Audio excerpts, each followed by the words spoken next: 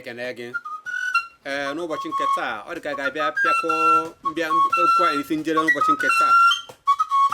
onye nwere gaghị ntị ga-elekwa anyị n'ọgọ mgbe ọzọ ị ga-arụkwa ka ọrụ anyị na-ara anyị na-ajụ nwanne anyị nwoke bụ Chief Kalisia bụ onye ya nkọwa maka ihe omenala na ọdịnala n'oge ọzọ atụmatụ dị iche iche ga-anụ sosi anyị n'ule bụ nnọbụ ya na anyị ntị unu anyị je n'olu anyị bụ ntụ oyi anyị na-apụta ọ bụla bụ ga-afụ anyị. Thank you very much.